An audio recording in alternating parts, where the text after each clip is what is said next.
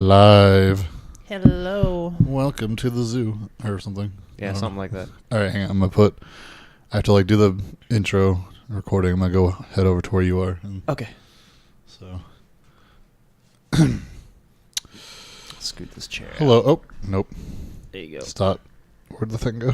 Where'd what thing go? Everything's so small. I need more monitors. Yeah, you do. You know, I've got a couple extras at the house.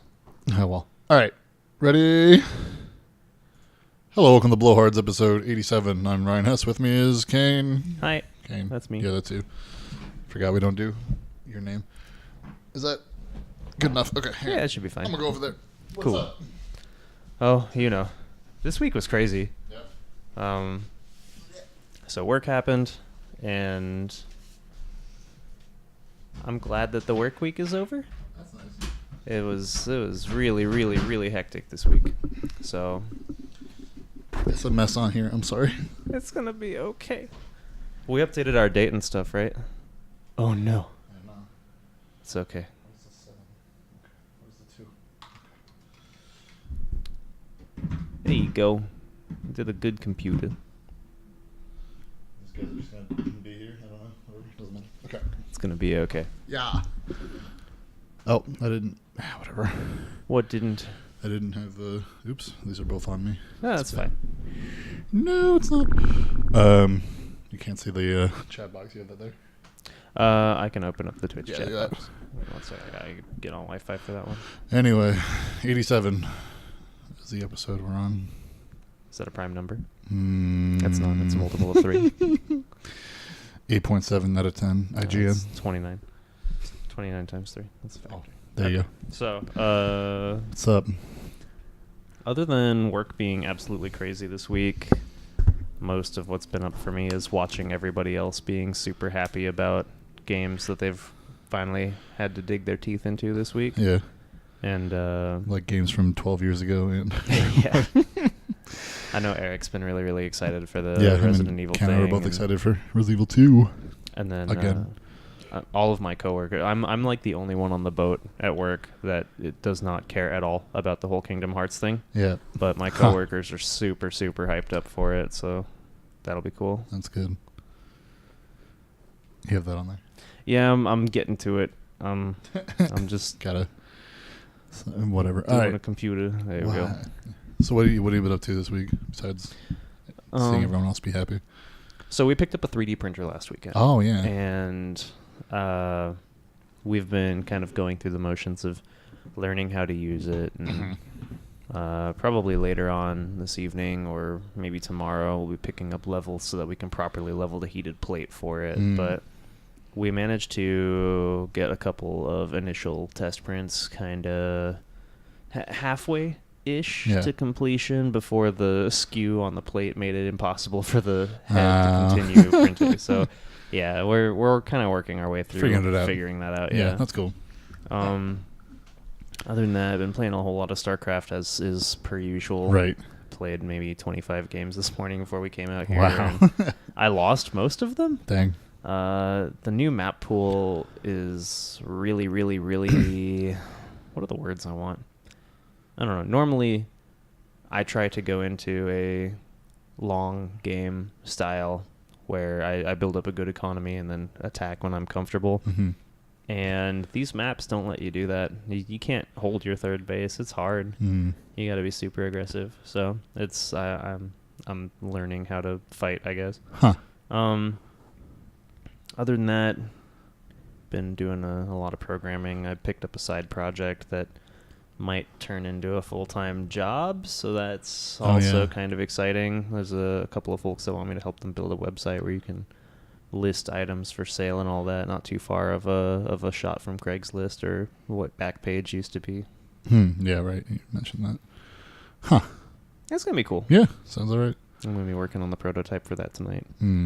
Cool. I didn't really do anything this week. I mean, I've been job hunting and stuff. That's a whole other thing. But yeah, I mean, I played I keep playing Smash Bros. Story. I needed to play something else. Getting sick of it. Just here's another fight you have, and it's meant to look like this character whose sticker you're getting or whatever, the spirit things. I don't know if you know. I've seen the Nintendo Direct about stickers or spirits or whatever they're called, and I had a lot of mixed opinions about that, and I guess they're allowed in multiplayer, so are they allowed in like online competitive format too? I think so, but you can like switch it up depending, like it's like another rule you just adjust. But there's like what am I thinking of? Like there's one for Dr. Wily.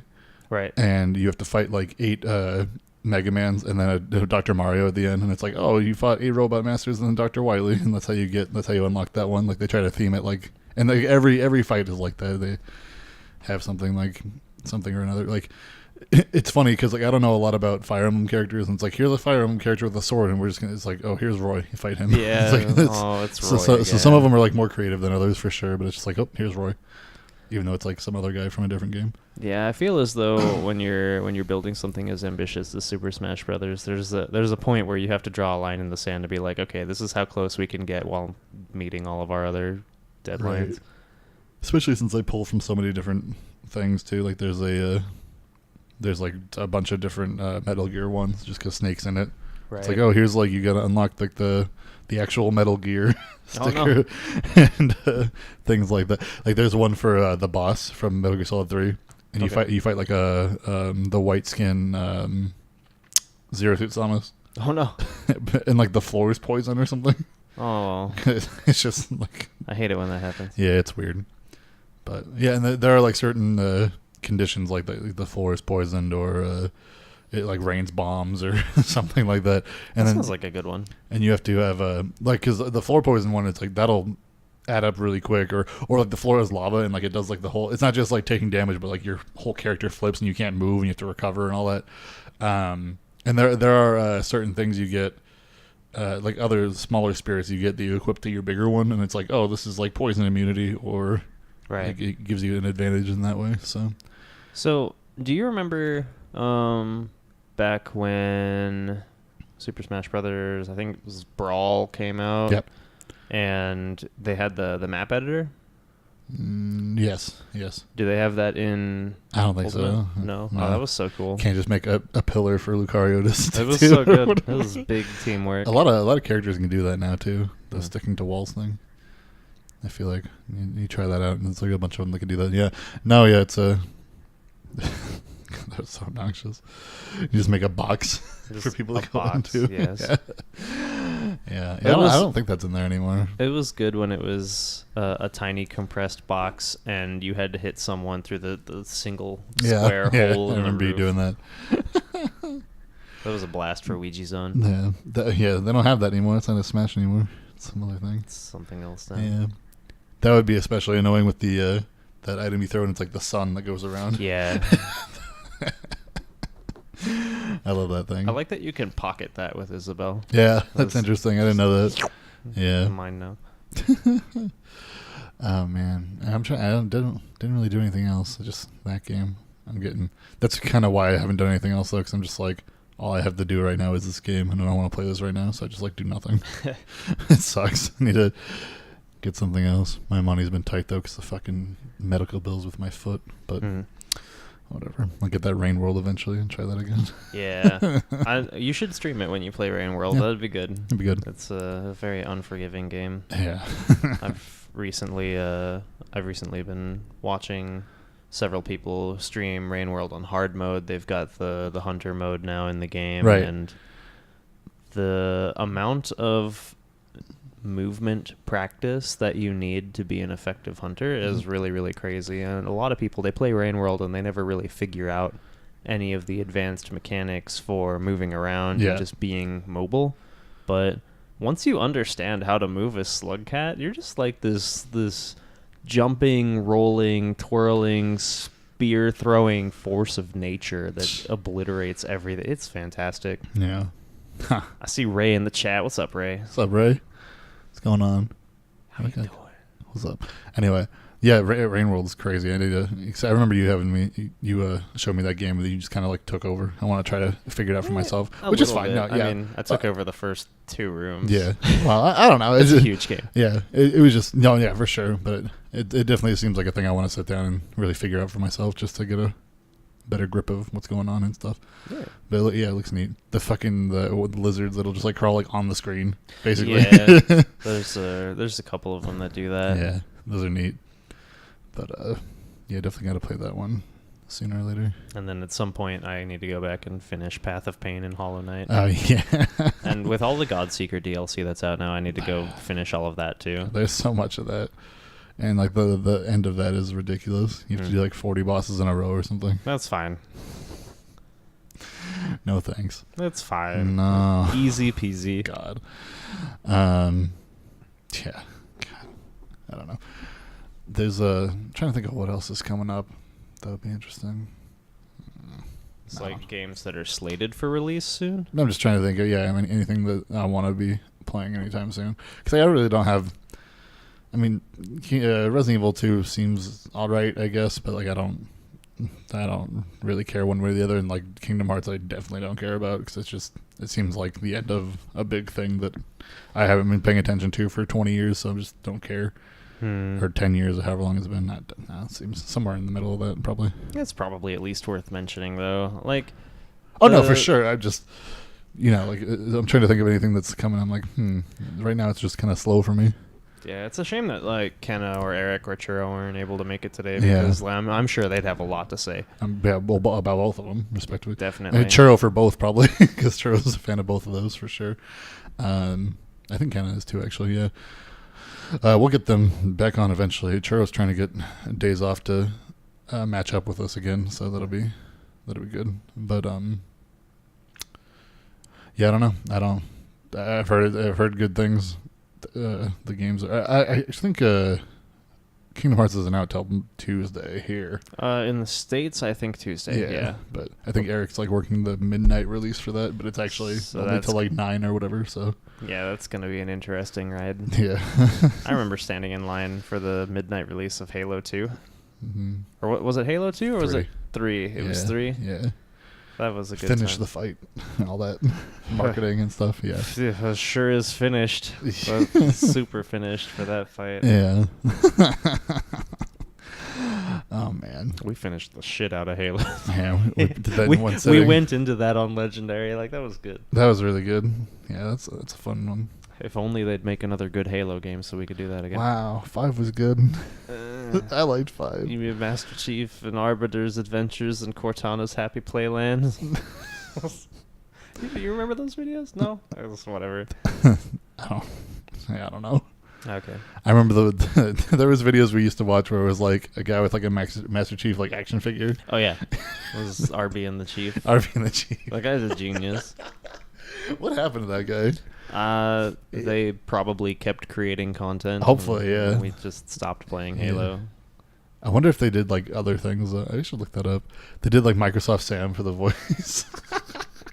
That's good. Wow, that was so long ago. Yeah, crazy. Anyway, let's see news.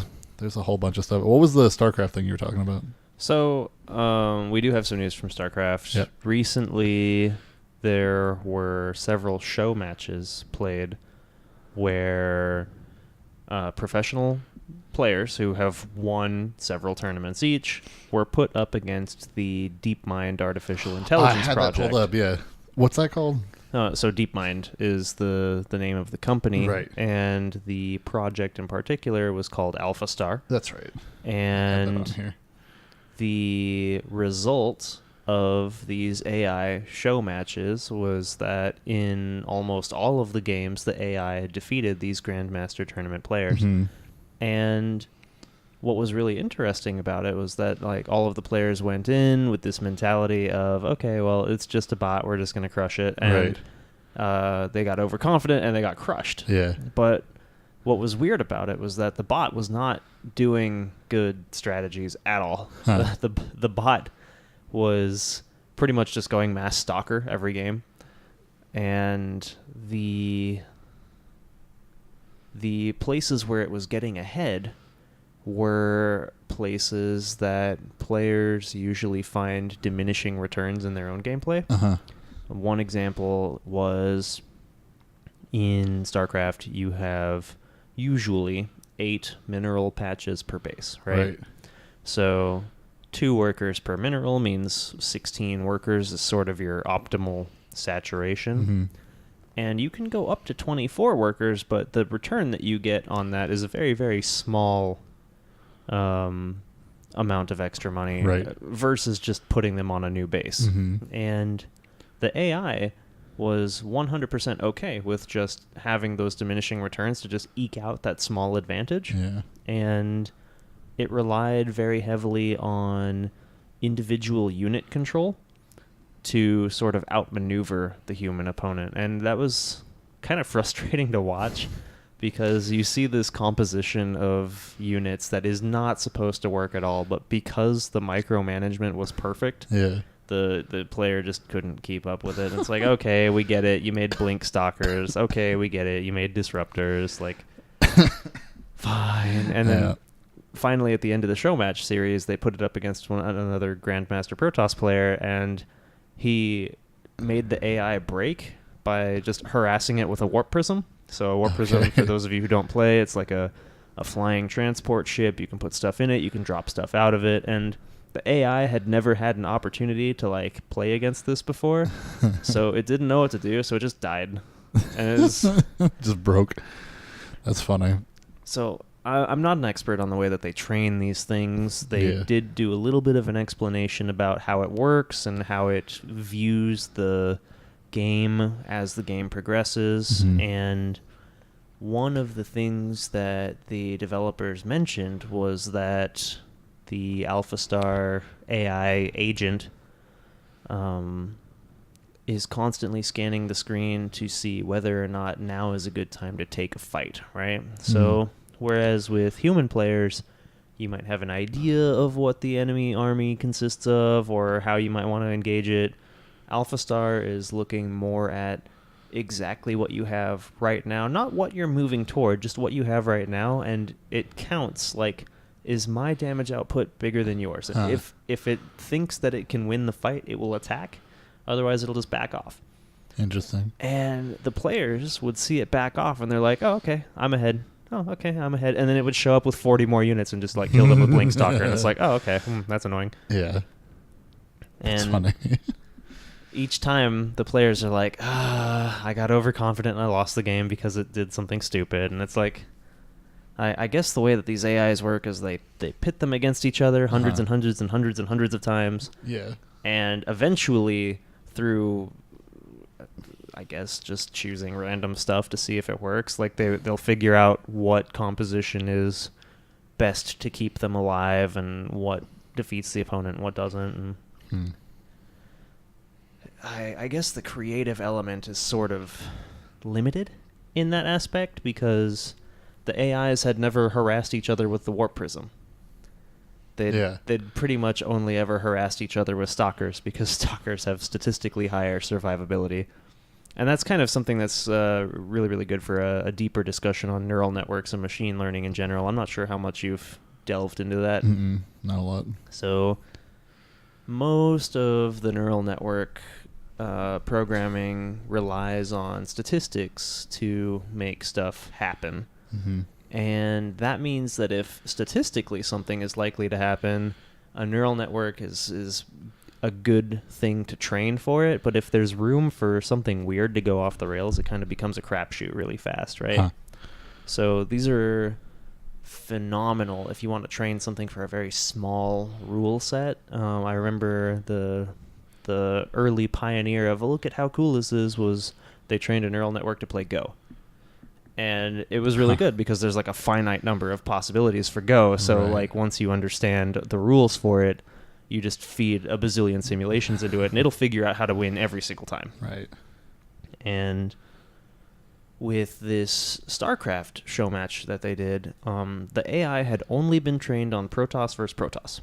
Okay. So if we had given it a Terran opponent, it wouldn't know what to do. If we had given it a Zerg opponent, it wouldn't know what to do. It's only been trained on a single map with a single matchup, and it had the same starting point every game. So it had, what are the words I want to say? There was a lot of scaffolding that went into giving it a set of circumstances where it could even compete. It had good training wheels. Yeah.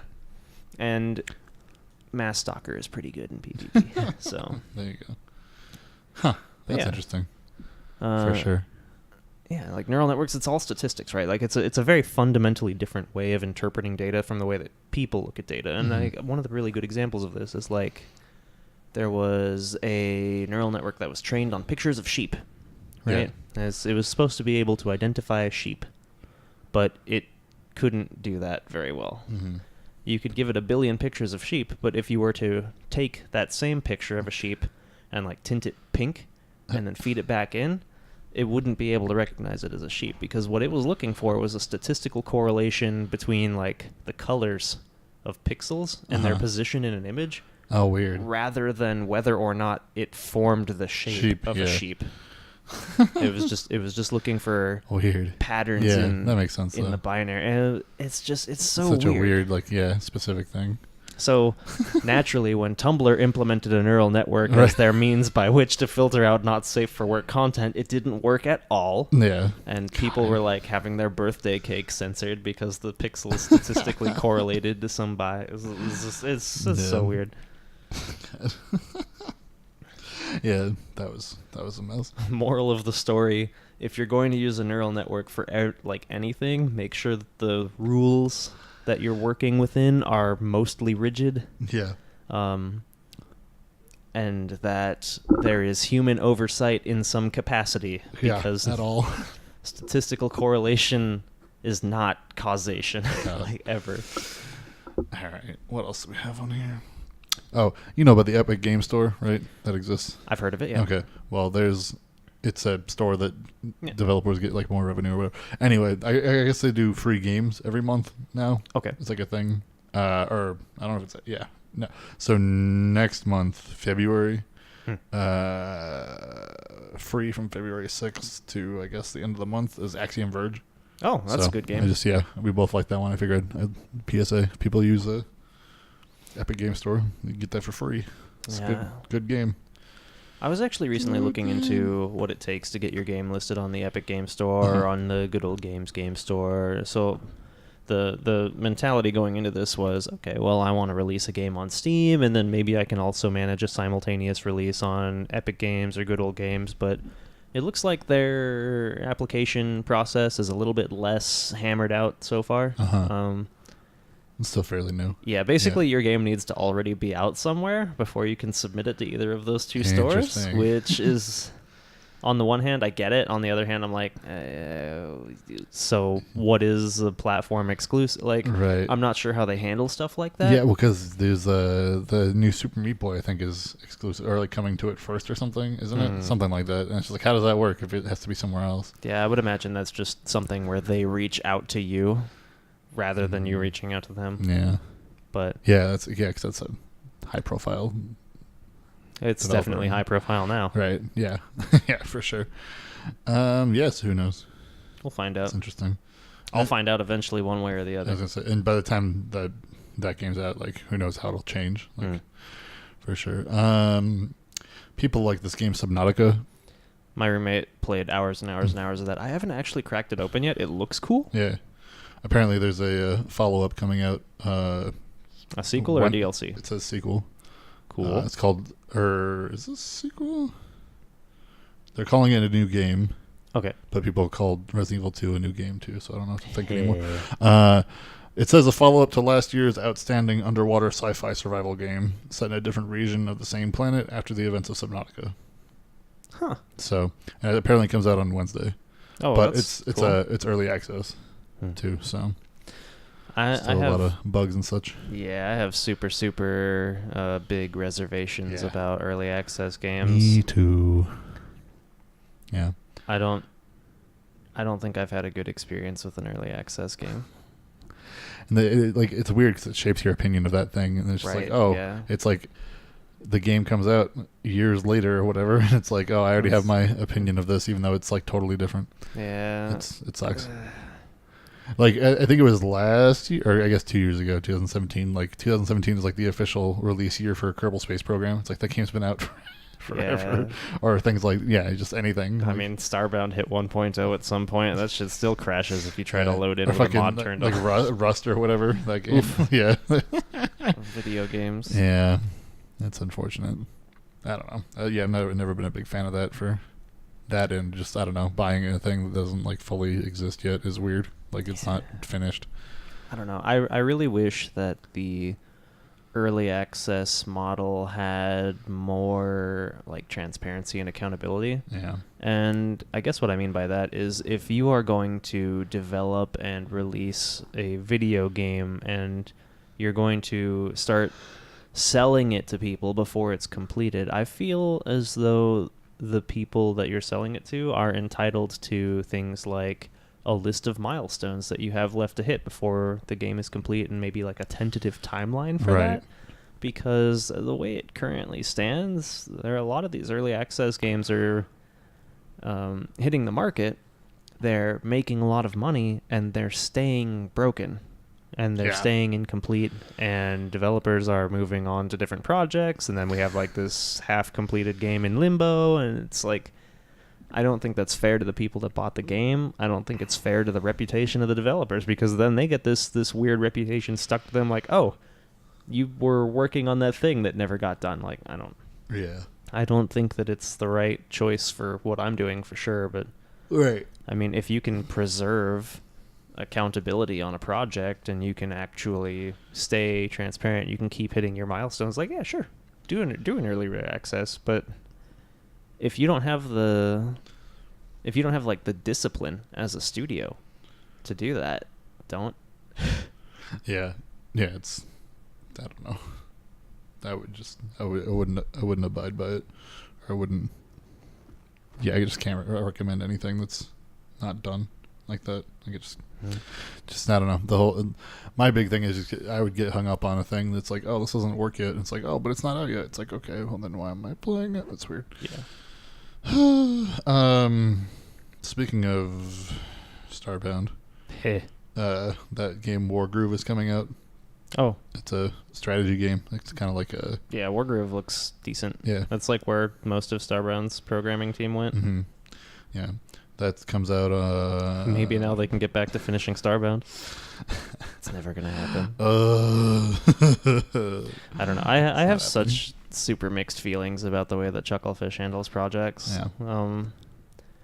It feels like a lot of their programming backbone either left to pursue other stuff or left for their own like personal reasons. So like the team that's working on Starbound ended up being really, really heavily balanced in favor of having artistic talent on the team, and less balanced in favor of having programming or scripting talent on the team. Right.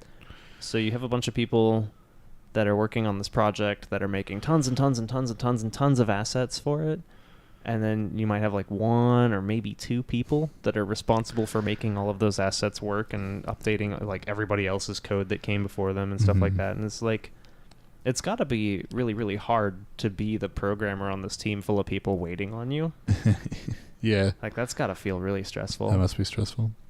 And also being like a small, I mean, they're pretty small in terms of like, well, I guess they've gotten bigger, but they're definitely still a small team by like relative size or whatever. Yeah, just being a team that they blew up because of Starbound. Yeah, so it's like, which still not done right, yet. It's still not done yet. But I mean, I don't know. Hopefully this one's good. It looks fun. It's, yeah, Wargroove looks a whole lot like Advance Wars. Yeah, it does. Yeah, which is good.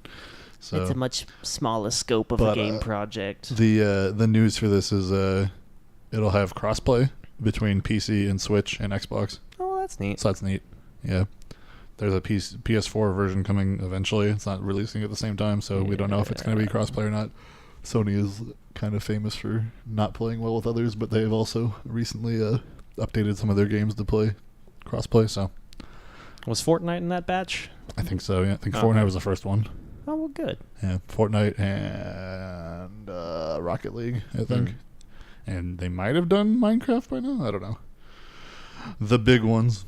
Large ones. Large boys. Okay. Speaking of Minecraft, you seen the trailer for Hytale yet? No. What is that? It's like Minecraft, but done by a team of people who know how to program. Damn. You think no? Speaking of that, did you see there's like an update to the Java version of Minecraft, and it like let people wall run, Like you're not supposed to be able to, but you can just like You can just do it you now. can just like walk against the side of a wall and just be like, oh, I'm walking, even though there's nothing underneath me. Super cool. Yeah, just go around the nether and just fucking. Yeah, no, well, like, Especially if you can just fucking mine your way through shit. I have so much to say on the topic of Minecraft I and know. how like poorly implemented everything is. That game is duct taped and stapled together, and it is so huge and so successful. And if you look at the code for it, it is just a roiling mess. It is People love the it, though. worst. Every time I go see Brian, he's playing it. Yeah, nuts. I've seen that in Discord. Yeah, Yeah. it's just always on Minecraft. Always on it. It's wild. Yeah, it is really a testament to like the difference between shipping a game and having good code or whatever. It's like if there's one thing that we can say for Minecraft, it's that they actually completed their project within the scope that they wanted, and then they were able to expand on it. So like even though the code is awful and the graphics are at best really bad and the rendering is slow and it takes 8 gigs of RAM, it's just like there's hundreds of things that pile on to make Minecraft just like this totally awful flaming trash can, basically. Imagine making something as bad as you perceive it to be, like Minecraft, and then selling it for $2 billion. Yeah, no, I would imagine that like Notch got the offer for that. He's like, you think that's worth this? Take it. Like, I'll go work on something that doesn't suck. I remember people like giving him shit on Twitter or whatever and being like, oh, you're a sellout. He's like, yeah, my price is $2.4 billion. Like, fucking whatever. That's not being a sellout. That's called making it. Yeah, for Like, sure. Yeah, like, you fucking did it. Yeah, you don't have to do anything ever again. He has a fucking room for like M&Ms now. Who gives a fuck? Like, whatever. You have dumb money. Yeah, for whatever. a Java game that barely works. It is They fucking did like it. shout outs to Notch for actually shipping. Like that's what matters. No kidding. But oh my gosh. God, dude, I it's so frustrating to see how successful it is and know how bad it is under the hood. And like they've been working to improve it, but god damn. Yeah. Awful. But there's like merch and stuff. Like there's like fucking Minecraft Legos and Yeah. plushies and all that garbage. Yeah, it's almost but not quite as prevalent as Frozen merchandise. Like I don't know if I've ever seen a Minecraft trash can. What? Oh, that's fair. Yeah. I haven't seen Minecraft Yeah. lettuce yet. Yeah, lettuce. You know, I recently saw Genji Pop-Tarts. I lost my shit in the store. I was so mad. There's gonna be Lucio's. Did you see that? I've seen those too. Like at first I was like, Or oh, they made Lucio the O's or Mario something. cereal. Mhm. That's neat. And then like then it was Overwatch Pop-Tarts and Cheez-Its, and I was like, hey, actually, you know what? Let's let's Dial take it it back. easy. Oh god. Next thing you know, Overwatch yeah. had like new skins. It's like Lunar New Year something or other. Yeah, and actually whatever. the new Lunar New Year skins look really good. Oh, But they're neat. I've kind of fallen off following Overwatch. Yeah, I have to. And part of the reason for that was that I didn't feel as though I had anything left to prove in the game. Like That's I there still isn't any meaningful single player experience there. No. Yeah. The PvE content is like grindy and repetitive, and like the goal, if you're not trying to get like rank, is getting skins, and then I have the skins I want. Right. So Yeah, it's a little weird.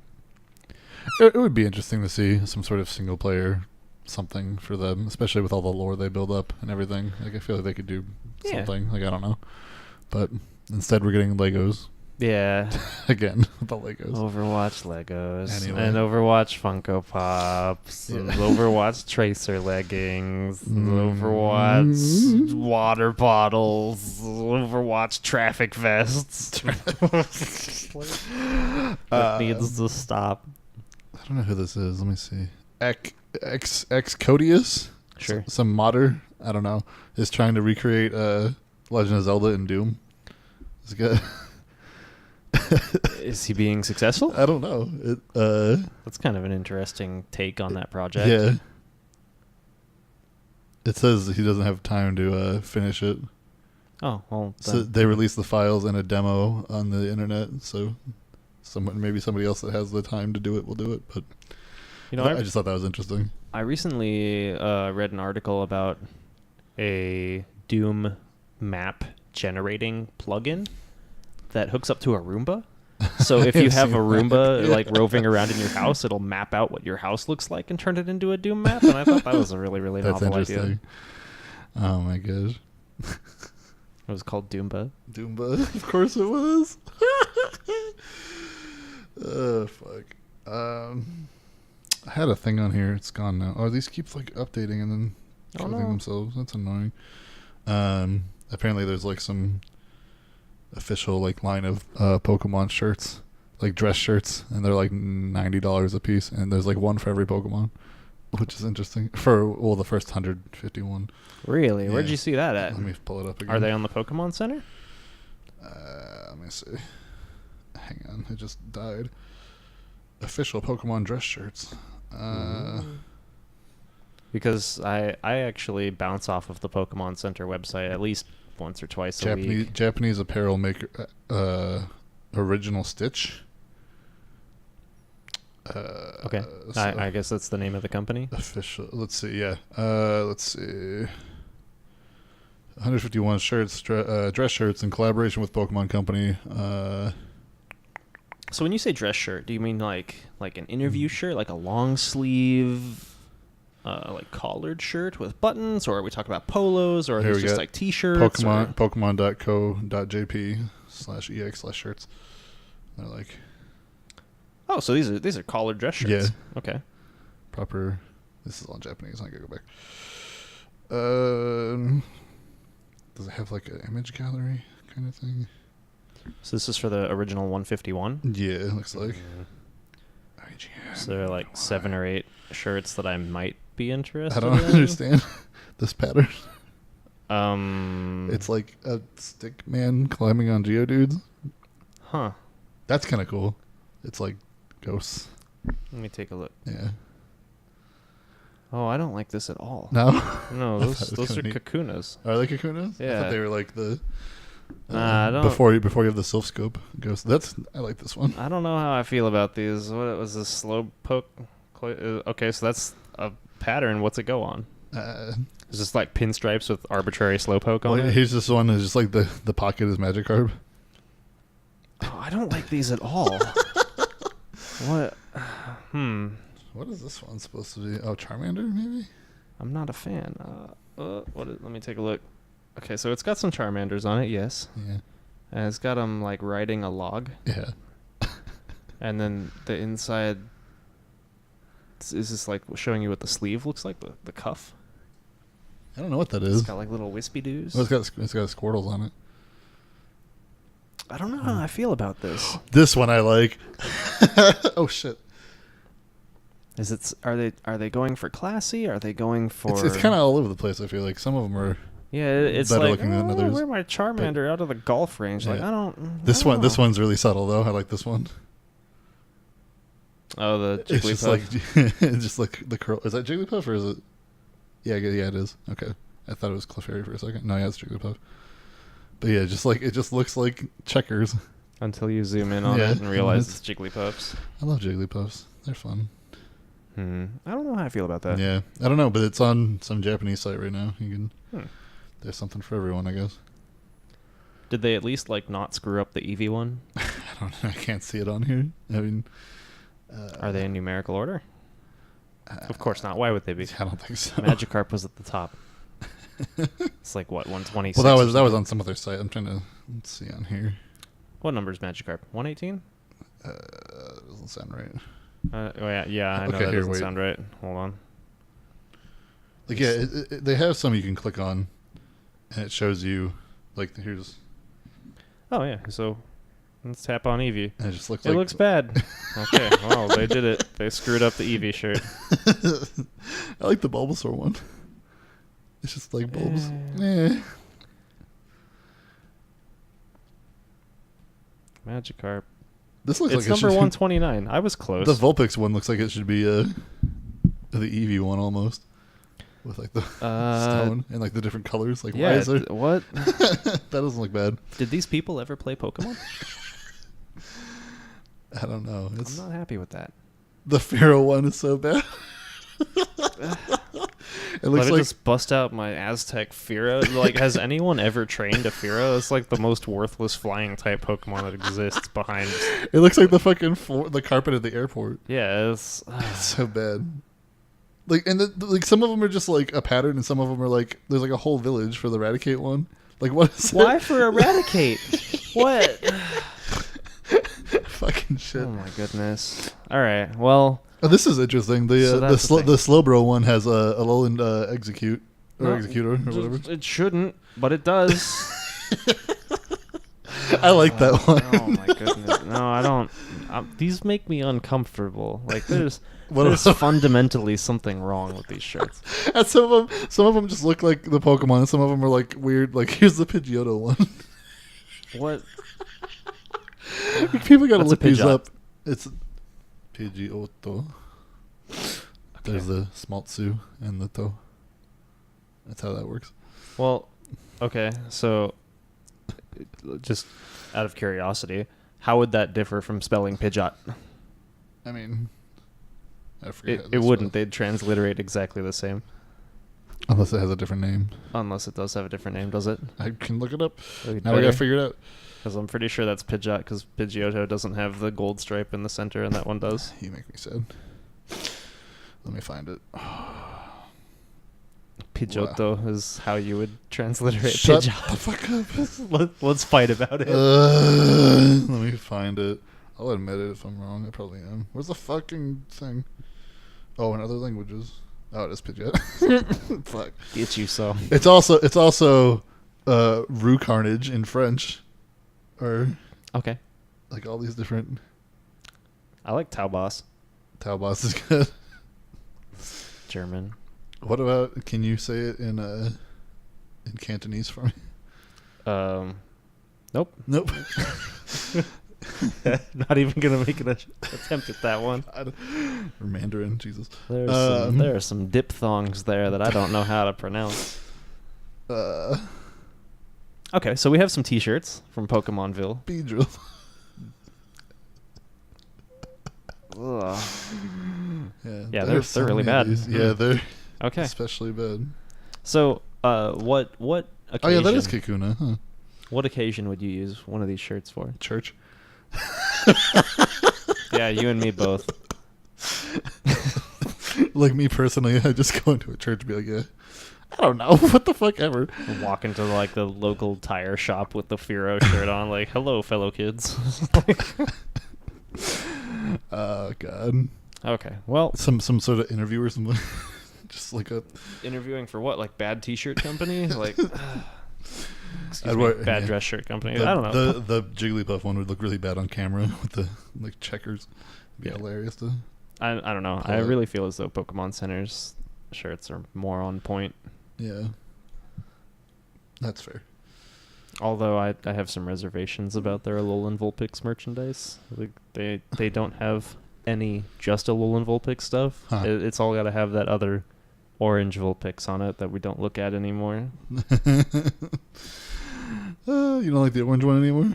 I mean, there's no need to anymore. We have a pure, beautiful, innocent one that has better typing and better moves. Is Ice better typing? As Ice and Fairy Oh god. makes things feel bad. 4 times weak to fire. I think you mean 4 times best. It's beautiful and perfect. The Ninetales certainly looks better. Yeah, it does. God. Okay. Let's see. Fuck. These keep like. It just keeps getting worse the more you scroll. Like, No. Yeah. Okay. It's like. we should put refresh- one of those up as the image for this week. Well, the shirt. Just the Jigglypuff print. The Jigglypuff one would be good. Okay, this had I need to pull it up again. Like I had these ready to go in like different tabs, and like every time I try to go back to the tab, it like refreshes and it's like about blank. I'm like, oh great, Oh no! just like dies. Let's see. So people for Kingdom Hearts 3 Okay. at GameStop, they pre-ordered like special edition consoles. Like they have like Oh, custom I graphics on them or whatever. I saw this, and there were too many pre-orders. Yes, so they have to cancel those. So, I guess anyone who had their order canceled is getting a gift The card? $25 gift card, yeah. to what? GameStop? Yeah, the guys that fucked you over. What are you gonna do with that? I don't know. Not get a console. Yeah. Hopefully you weren't trying to. Hopefully this isn't the first time you got a PS4 and you're getting it for. I mean, you'd assume so, right? People are getting a console. Oh no. So wait. What? So instead of making more consoles, Yeah. Or like limiting the amount of pre-orders based on how many you have, or something like. or something like anything. instead of handling this on the logistics side, Yeah. they canceled the extra orders and they gave customers a $25 consolation gift card, I guess. Yeah. So do you still get the game? It's just the console that you're not getting, or did the console come with the game, or? Yeah, I don't know. Presumably, if it's for the game, it should come with the game, right? Right. That seems like that makes sense. But if we're handing out gift cards, we're kind of leaving the boundary of makes sense. Right. So Yeah, we should check. It doesn't say if it comes with. I should look that up.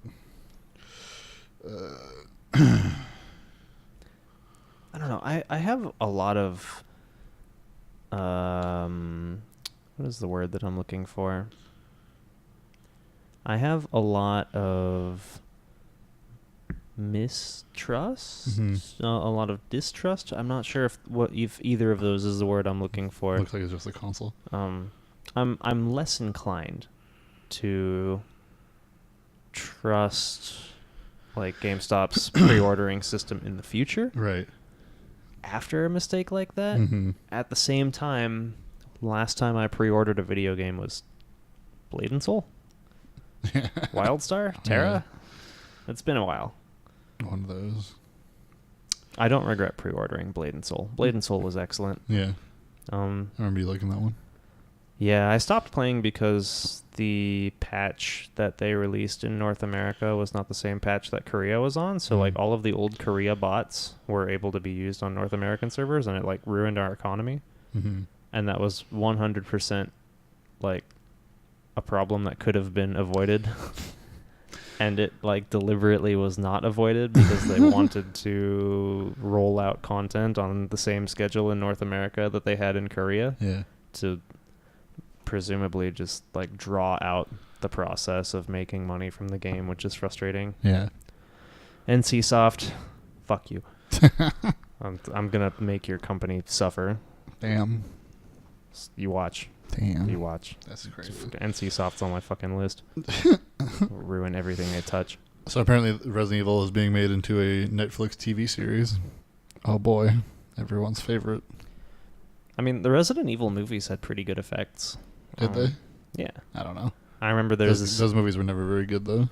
Yeah, I mean, the overall movie experience was kind of what you were expecting, like kind of a B-movie sort of feel to it. But the CG, at least for the last one that I saw with the lickers, like, I remember. Oh, yikes. So they did a good job of making that one just the right amount of, like... Disturbing.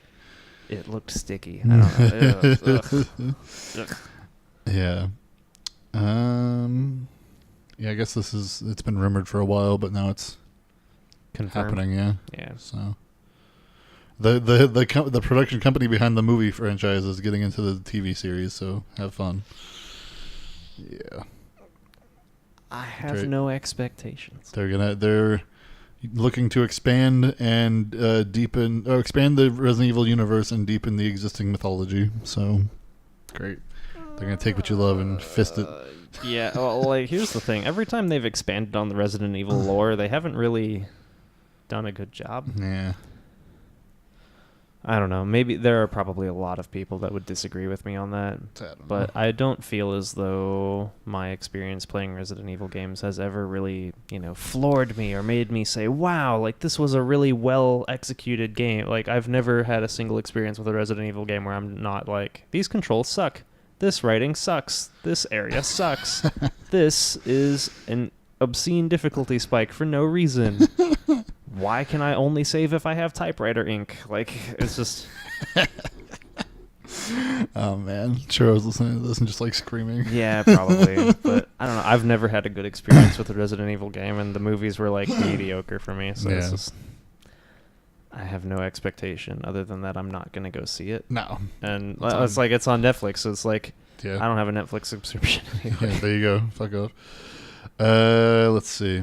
I'll just exit stage left. There you go.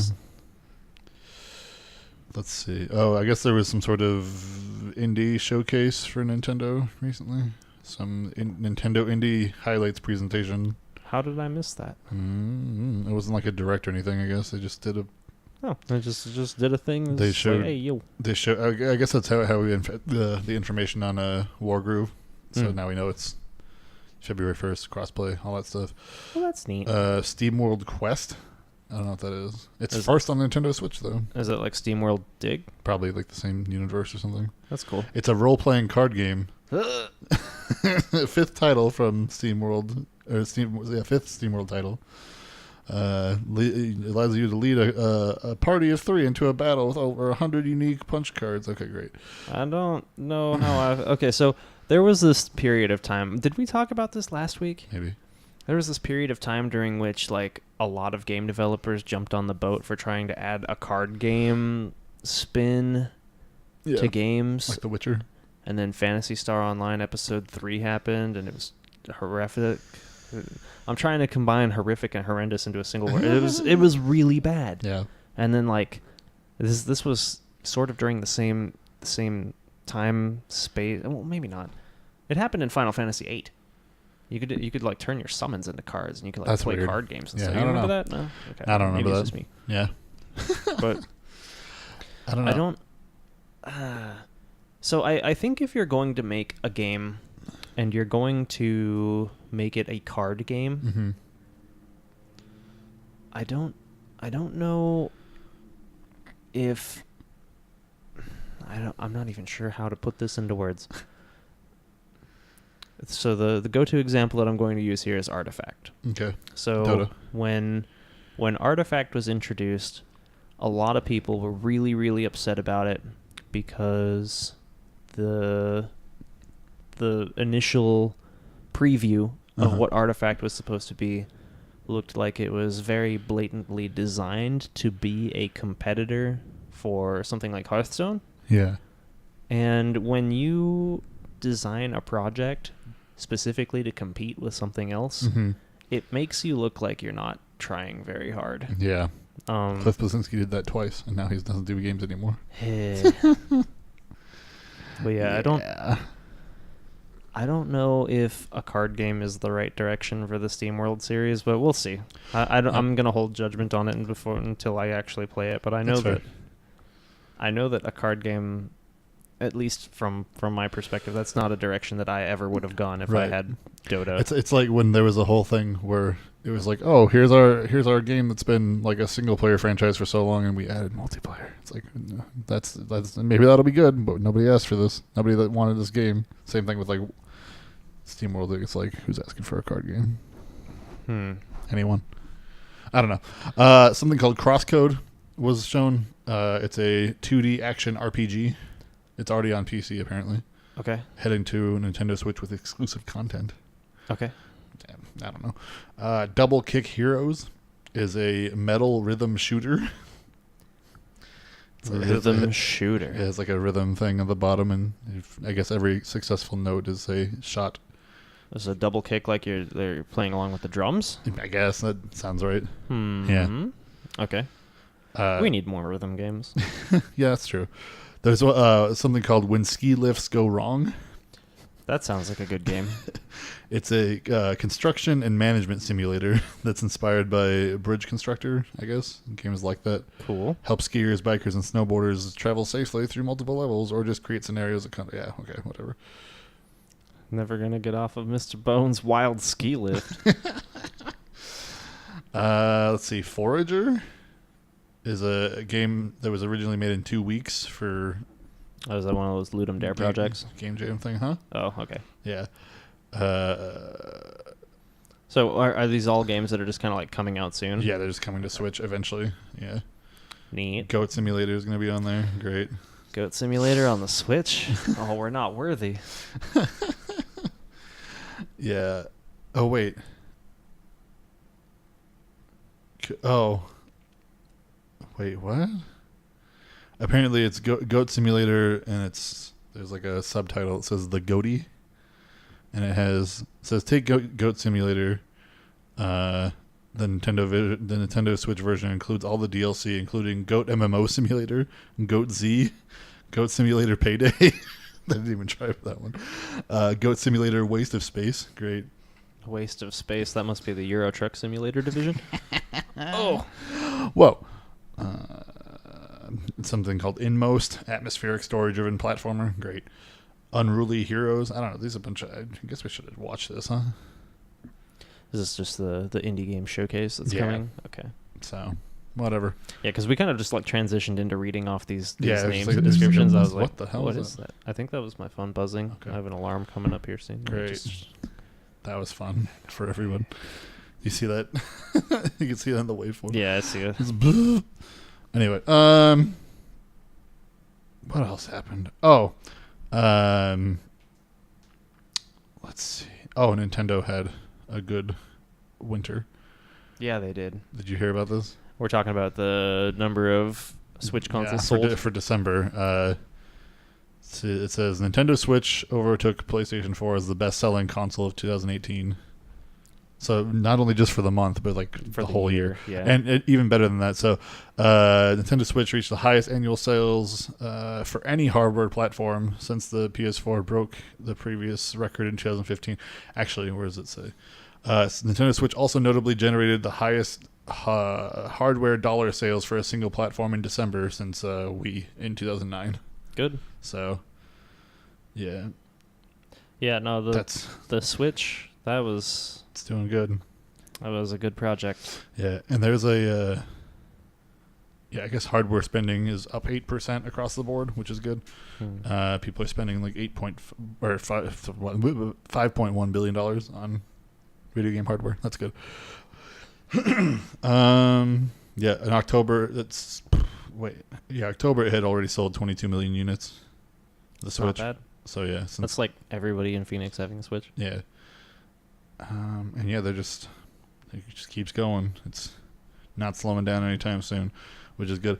And it's like, it's kind of a testament to like, they've gone back and like made games for people that play their stuff rather than being like, we want like Breath of the Wild is, you know what I mean? It's not like they went back and really changed up what Zelda was instead of just making another Zelda. They like made it new. Yeah. I feel like, and like Mario is kind of the same way. Like it's not just another side-scrolling Mario like they did for the last like 10 years. So I think that Nintendo has kind of seen a really, really what's the word I want to use? Nintendo has seen a shift in the number of people that want to buy their products. Uh-huh. Partially because they spent so much time and effort and marketing power with like the 2DS and 3DS and the Wii and the Wii U, trying to like bring in new audience, and then really delivering with the Switch. So while the Wii or the Wii U may not have been quite in the same league as the Switch, right? What they the do, Wii is, for sales wise, is okay, sure. I was talking about more like just like how good the games are for the system. That's fair. Okay, but the dedicated focus for consoles like the Wii, the Wii U, the 3DS was to bring in more potential people who would want to play video games and kind of give them something to play. So spending a little bit of extra time, a console development cycle or two, just sort of reaching out and expanding your market to include customers that weren't there before, and then going back to what you do best and having a huge market to just drop that into. Right. That's great. They did a good job. For sure. This article I'm looking at has like the headline for it is Switch is selling like Wii thanks to traditional Nintendo games, like how they keep doing.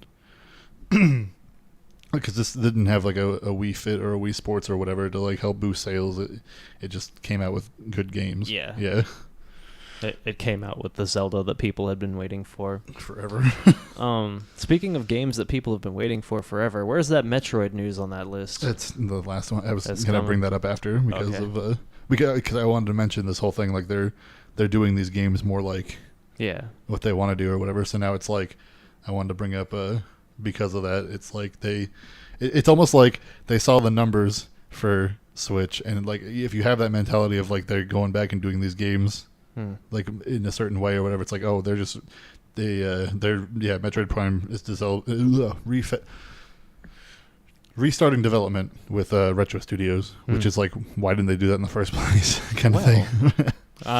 There's probably some reason for that, right. But I'm not really super qualified to talk about the Metroid Prime series. Yeah, that's again Eric.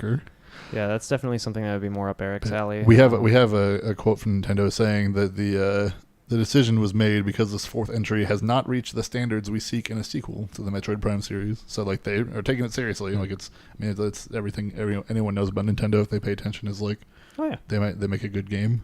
They'll delay it if they have to, or to reset it apparently, development.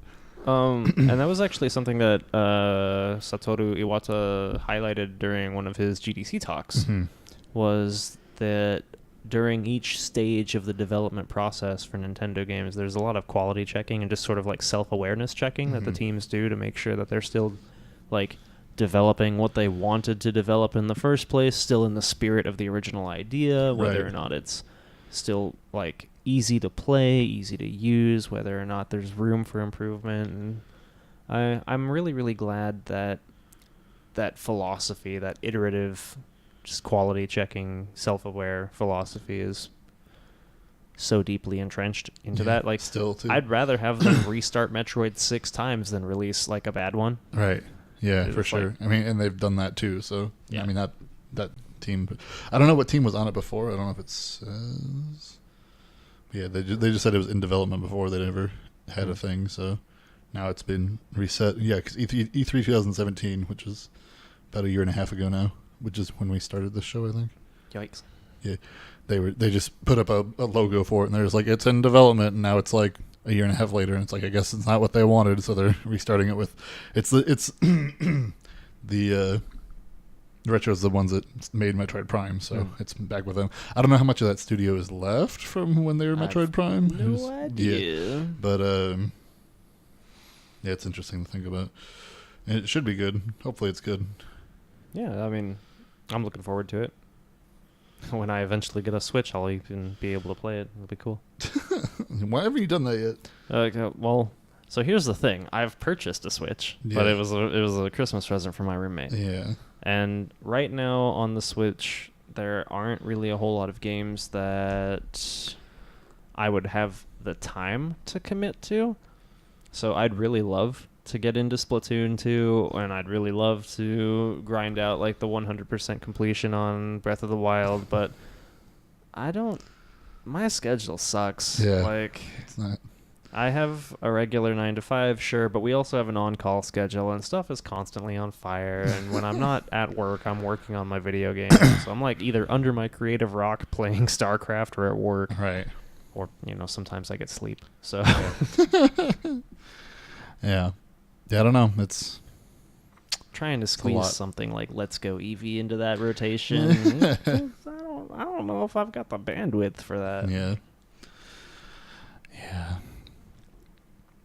It almost makes me kind of like sometimes you go out and play Pokemon Go. It's not even a good game. It's not. Pokemon Go is an atrocity. It's really bad. Like, I'm not even afraid to say that on stream. Like, Niantic has done a really low-budget job with every single thing that they've done with Pokemon Go, and it's shameful, and I'm really mad that they have access to that IP. Yeah. It blew up, though, so...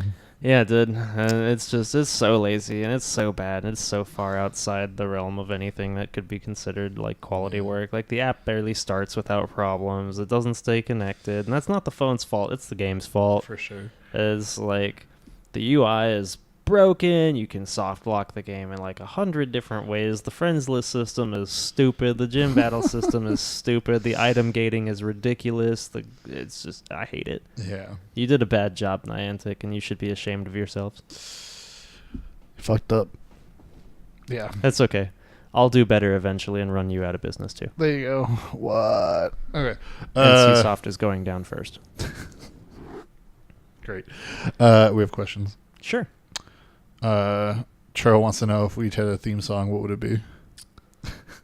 So my answer to this hasn't changed in like the last 20 years. Okay. It would be Elation Station from Infected Mushroom. Oh.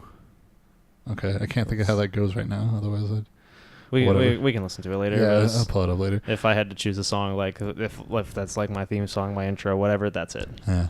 Straight up. Huh.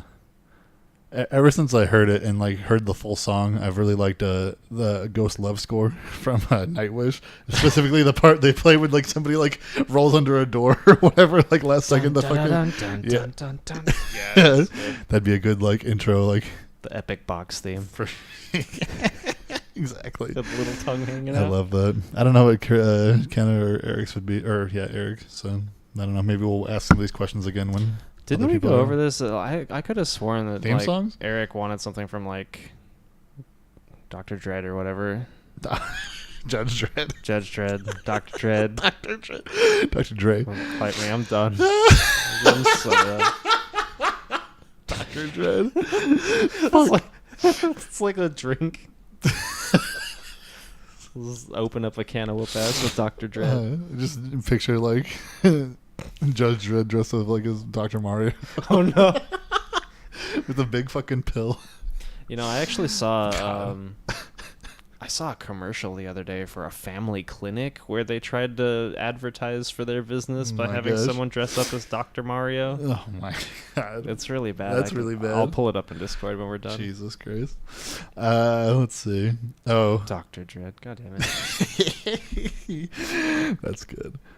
Big D has a question. Sure, let's hear it. Let's see. He says, yo, what's a good way to end a bout of depression? Ooh, that got deep. Yeah. Okay. Don't kill yourself. So that's yeah.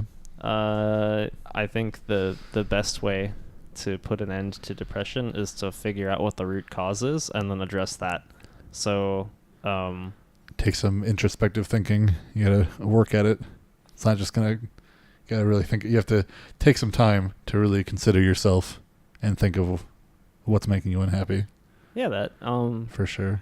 Definitely consider where you are having trouble with keeping things comfortable for yourself. Mm-hmm.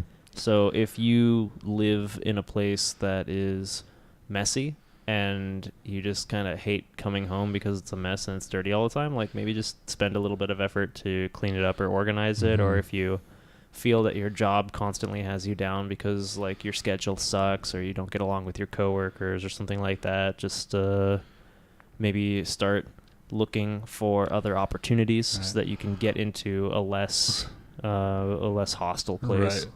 I mean, yeah, we could name scenarios up and down all day, but the bottom line is like figure out what it is, and then once you I feel like the harder part is figuring out what it is one thing, but like once you figure out what it is, like you can't tell yourself it's too hard to change it or it's too much effort, because like it's the thing that's causing you depression. Like it's the most important thing to keeping you like on track or whatever, or getting back to what's good or whatever. So yeah, or a new good.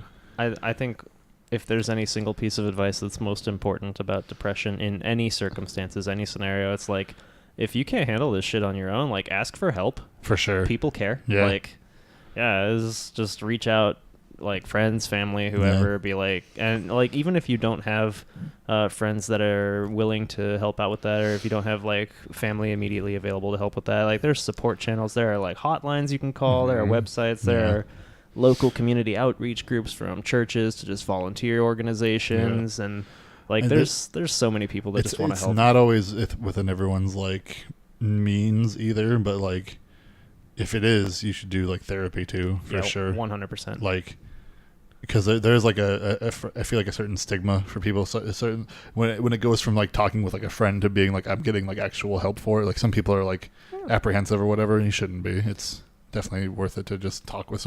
It's because it's one thing to talk with somebody about your problems, which can help for sure.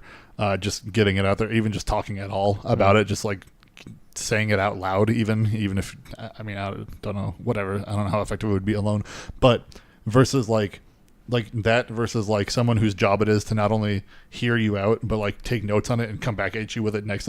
Like I did therapy for a bit, and like I would tell them about issues, and then I would go back next week with like more stuff, and then be like, oh, what about this? And like they'd like, it's like you expose yourself, and then like they can push on it, and they're just like, remember this thing you told me about? We're gonna get into that, and be like, okay, yeah, I need to just accept that and kind of get through it. But yeah, it's definitely, if you can, I would recommend that for sure. Yeah, to anybody for sure. And like maybe no shame on improving yourself or getting help or whatever, for sure. Yeah, and like maybe it's not too far fetched. Like if you're going to go with the therapy route, like having a psychiatrist take a look at that stuff can also be helpful. But it's going to be different for every single person on a case by case basis. Yep. But yeah, just bottom line is though, you have to be willing to help you, because you can't you can tell other people your issues or whatever, but you can't expect them to solve them for you. You got to want to help yourself, because otherwise you just won't make any progress. Yeah, and if you acknowledge that you are in a state where you are depressed, whether it's chemical or emotional or something else, if you use that as an excuse to not do anything about it, it's going to get worse. That's wild, yeah. Like you cannot use the excuse "I'm depressed" as like a reason to not improve your situation, because it's just gonna spiral. It's like an endless loop. If you can't already see that, then So recap: get therapy if it's available. If not, ask for help. Reach out to people. People do care. It might not feel like it, but they do. And then just try to identify things that are keeping you down, and it's okay to eliminate those things from your life. Yep. Like if I'll just throw some examples out there, like if you can save money because money is tight, like maybe it's okay to eliminate something like eating out fast food or snacks or something like that. Or if you find yourself spending money on things like alcohol or cigarettes, like those can make money super tight over time. So if that is one of the stresses that's kind of weighing in on you, maybe consider eliminating some options like that. But I don't know. I don't want to jump too far down the throat of that one. Don't want to presume anything either. Yeah. But whatever. But yeah, definitely. Good shout. Yeah, for sure. Appreciate you. He also says, yo, I'm staying up till at least 5 a.m. for the Royal Rumble match. Will it be worth it? No. The what? Doesn't matter. Okay. When's the last time you stayed up till 5 a.m. for something and it was worth it? Last weekend. What? I made a computer. God damn it. I don't know. I feel like I haven't stayed up till 5 a.m. for anything in a while. Last time I stayed up super late. Huh? Last time I stayed up super, super late, it was actually just because I was talking with people. Yeah. It was just having a good time. I don't know. Like, I'm at the age now where I'm just like, I'd rather just sleep. If I'm staying up in anticipation of something, I'd be like, especially 5 a.m. Like, I'd rather wake up at 5 a.m. than stay up till then. I feel like, I don't know. I wake up early, so whatever. But if I could get away with it, I don't think I'd sleep. Well, yeah. I think we've talked about that before. Yeah. Cure sleep. Make it so it's optional. Cure sleep. Someday. What was I saying? I don't know what Royal Rumble is. Some wrestling thing, probably. I don't know. Sorry, Eric's not here. Or whatever. Radium has a question asking if we've ever gone cosplaying and what was the best / worst thing about it. Have you cosplayed? No. I haven't. I haven't either. Well, what do you think would be the worst part of that, or best? So when I was working as customer support in Spotify, there were a lot of folks that I worked with who did cosplay all the time. Okay. And one of my coworkers mentioned that she did a lot of the building for her costumes on her own. Right. She'd use things like foam or model paint for stuff like that. And to get some of the more complex costumes to execute correctly, For example, she cosplayed as Mercy, and she had to have the wings like socketed into the back of her cosplay outfit by someone else, and they weren't really balanced correctly, so she couldn't move around while the wings were in, and they were super heavy. Right. The entire outfit ended up being like 70 or 80 pounds, and it was like all strapped over her shoulders. Right. So she looked great, but the fact of the matter was that's just heavy. Right. She needs a handler to help her with her costume. Yeah, that's kind of an interesting facet to it that I had no idea even existed. But there are actually people who do cosplay handling, and their job is to make sure your costume doesn't kill you. Like, some people go all in. For sure. I feel like that would kind of be like it depends on like your outlook on it too. Like, because I feel like for me, if I really got into it, like building a costume could be like the best part too. Just kind of like for sure. It would just be fun to just like to learn a new skill set, because I don't know how to do it as it stands now. But then like really getting into it and being like, here's like just like learning the dimensions and like seeing things in like a game, be like, how would this really work on like a human body? Oh like, my goodness, things like that. There's so many corners you have to cut. Or like make things bigger. Probably, for sure. It'd be interesting. I don't know.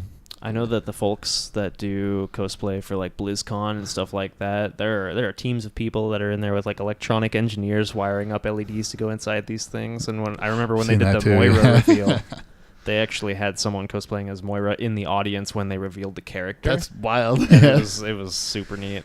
Yeah. But like they had the suit with the little thing on their back with the lights and everything. It was very impressive. Yeah. Fan stuff is always crazy like that too. I know at least the last one, or maybe two ago, when they showed off new Pokemon, and it's like, here's the starters, and like the same day it was like, here's like my plushies on fucking Etsy or whatever. People are crazy with that stuff. They go so quick. I love that.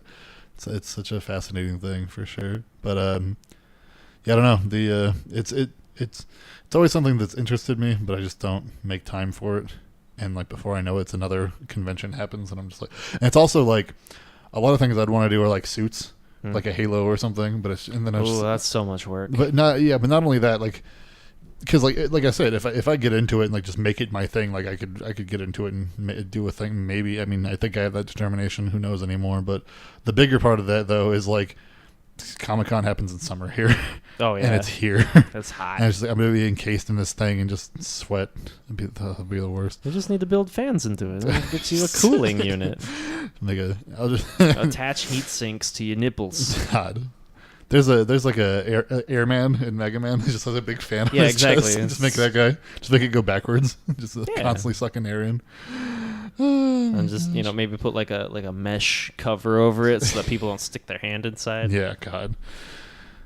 People would do that too. Yeah, they would. Yeah. They'd be like, "Hey, is this real?" Oh God. Oh, God. Those are my fingers now. Oh no. Jesus. I don't know. That'd be fun. I know Churro does that. What? Loses his fingers? No. That's more Eric's thing. No. Yeah, Churro likes to cosplay, and he does. I think he did a Reaper last year. I can't remember. I remember that. Yeah, he had the mask and everything. That was pretty cool. Yeah. He does when we go to the Renaissance Festival. He has like a leather armor he wears, and like a cool hat. And like I don't want to say what kind of hat it is because I'll have it wrong and he'll yell at me or something. But it's a fez. It's a fez armor with a feather in it. Yeah. Armor fez. Armor fez. A feather. You know how it do. It has like the same armor properties as like the skimpy armor that any female character wears in most things. It's like, it's just like plus 20. Protects you from spears in the midriff. That's how that works. Yeah. Okay. Last question we have is from Raphael. It says, what's up, Raph? What is the game that you most regret completing? He says beating the story is completing in his terms. A game that I regret playing. I kind of regret Half-Life. Oh? Or Half-Life 2, just because I'll never have a conclusion with that. Makes me sad. Like, I don't know. I'm just never going to see the end of that game. It was so promising. So, like, the criteria is completing, right? Because I really, really regret playing Dead Island, but I didn't get far enough to even beat it. It says finish the story or whatever. So, Yeah, that game sucks. Game that I regret finishing. I don't know. I feel as though if I stick a game through long enough to finish it, I liked it. Yeah. That's usually the case for me. Were there any games that didn't happen? That fucking Mr. Taco game for me was bullshit. Bullshit. But I finished that anyway. Does Winnie the Pooh baseball count? You didn't finish that. I did too. No, whatever. Christopher Robin bullshit. It was a good game. I didn't finish that. Most people don't make it past Eeyore. Tigger's an asshole. Fuck. Or no, not Tigger's not bad. What is it, Owl or something? Whichever one where you like throws it and like halfway through it disappears. That guy's a dick. Fuck. Fucking Christopher Robin. That had some really good fan art though. Yeah, it did. Man, I'm trying to think of what else I could like regret finishing. I don't know. I know if Eric was here, he'd be like, "Oh yeah, Mass Effect Andromeda, hands down." I was like, "Boom." I don't know if he finished that. I hope not. He probably did. Yeah, that would be his if he's here. Oh God. I'm trying to think if there's like games where like I finished it and like it wasn't like it didn't feel satisfying to be done with it. Like just the ending was catastrophic. Something like that. Yeah. I mean, I can think of a bunch of games where the ending is like, but yeah, I don't know. That's kind of different. Yeah, it's different from like the game's ending being bad to like me regretting playing it because of how bad the ending was. I know some people had that from Mass Effect 3. And people complained about that ending a lot when it came out. God. I don't know, like... I don't know, yeah. I definitely regret spending so much time in Skyrim. But I don't think that really has much to do with completing the story. Yeah. There are things I regret, like completing where like you do everything in it or whatever. Like there was a new Super Mario Bros. 2 for the 3DS, and that was a game where like the gimmick in it was like, oh, it's like get all the coins, and like the whole game is coins. You open a box and it has like fucking 40 coins, and like there's like you get your head stuck in a box and you run and like it produces more. Like the whole thing was just coins. Okay. Gold coins everywhere. And if you played that game enough and you got like 1,000,000 coins, I think it was. Yeah, 1,000,000 seems decently big. It's like, oh, you'll get something if you get 1,000,000 coins, and I did it, and it just changed the fucking title screen. I was so upset. I just like kept doing the same thing. I was like, I'm gonna rack up all these coins, and it's just like, here's the title screen's gold now, and so I was like, oh god, so not worth it. Yikes. So, and in that way, I have a thing like that. But I mean, I finished the story in that before I did that part, so that's just like extra. Like I don't know, in terms of just finishing a story though, like I don't really have any. Cause it kind of comes. I feel like if you're talking about just finishing the story, it comes down to like the actual story elements let you down in some way instead of like, because I mean, it's not like gameplay changes much from like start to finish. I mean, so every once in a while it does, but yeah, if it's yeah, it depends. I don't know.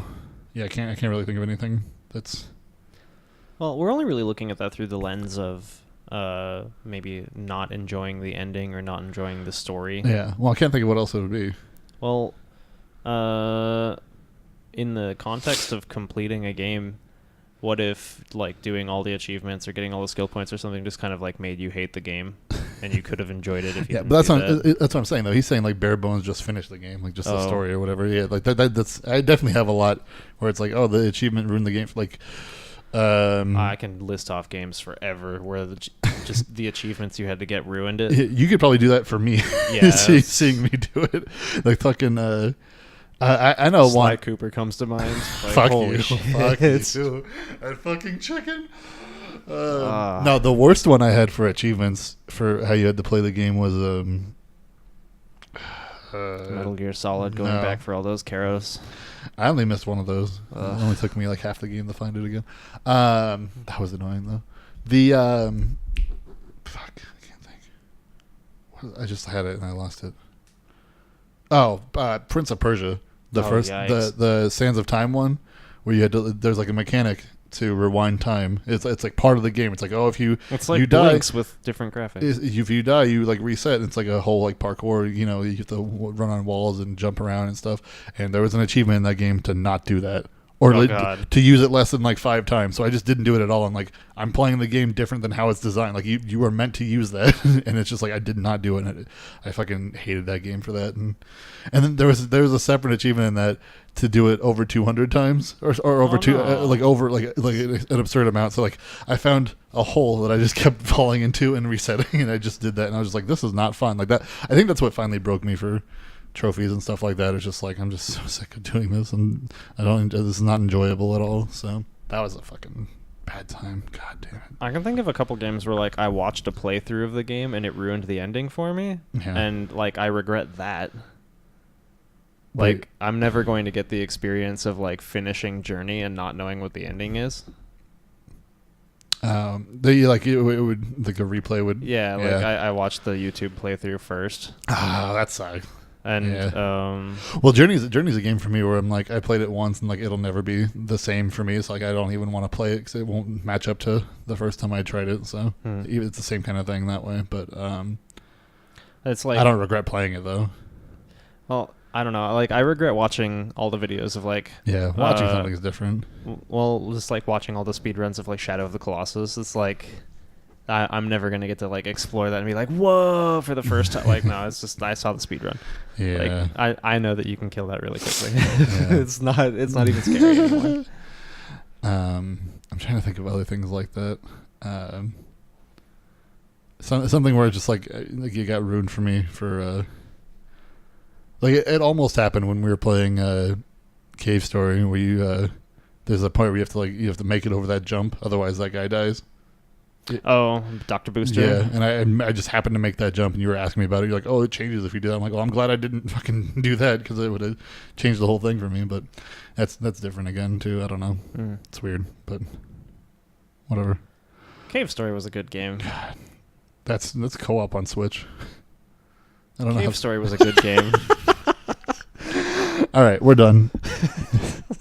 Cave Story was a good game. Yeah, it was. All right. I agree. Thanks for listening, everybody. Thanks for joining me, Kane. Appreciate you. Yeah. I'll go over there and close this out. I don't know. You fucking distract him. Why? Okay, I'm just gonna do one of these. No, people can't hear that. That's fine. They don't need to be able to hear it. They can see it. We on Twitch. They can watch the VOD. Got wiggling on demand. Fuck myself. Why would you do that? Somebody has to. Oh no. All right, thanks for watching. We're on We still podcast. wiggling. I know. Podcast garbage. What is it? This is passion. You're doing This it. is dedication. You knew it. What are we on? Stitcher and not SoundCloud. Libsyn, Stitcher, Libsyn, Spotify, Amazon Google Play Music. Fuck you. iTunes garbage. Floppy disk. Go find Kane at Lofty something. I don't care.